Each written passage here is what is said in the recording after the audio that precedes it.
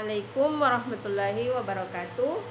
Baik, saya di sini akan membawakan hasil makalah atau hasil PPT yang berjudul Teori Belajar Psikologi Kognitivisme. Dosen pengampu mata kuliah Dr. Kasman SPD MPD. Dan nama saya sendiri yaitu Sunarti dengan NIM 22801014.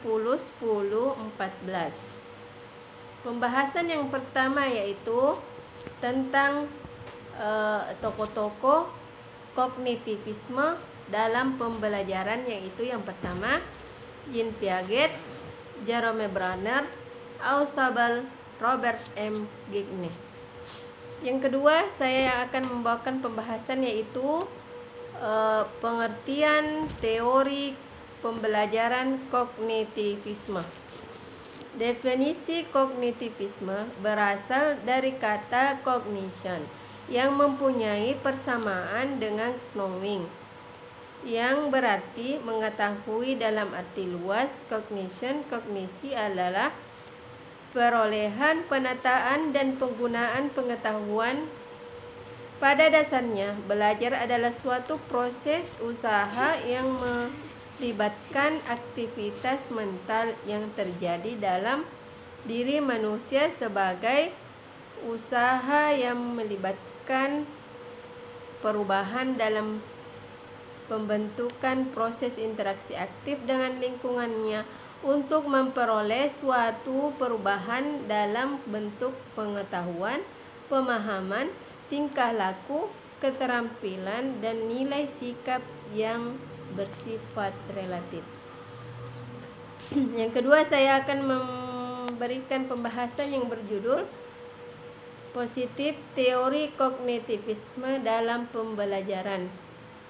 Poin yang pertama, menjadikan siswa lebih aktif, kreatif, dan mandiri, dan membantu siswa lebih memahami bahan belajar secara lebih mudah.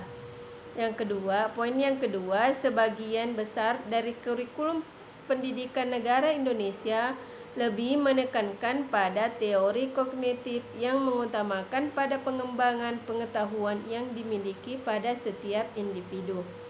Yang ketiga, pada pembelajaran teori kognitif, pendidikan hanya perlu memberikan dasar-dasar dari materi yang diajarkan untuk pengembangan dan keterampilannya.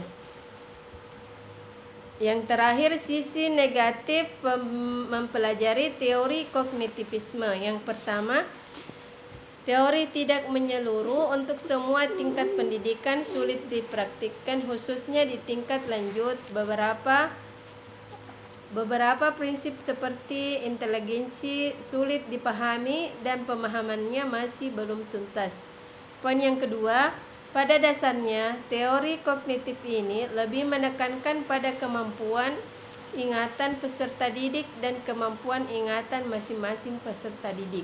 Yang ketiga, ada kalanya juga dalam metode ini memperhatikan cara peserta didik dalam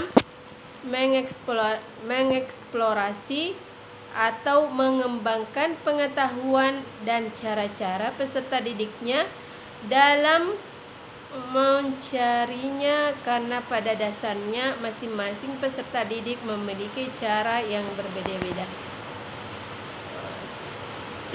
Cukup sekian dari saya, dan saya akhiri dengan ucapan Assalamualaikum warahmatullahi wabarakatuh.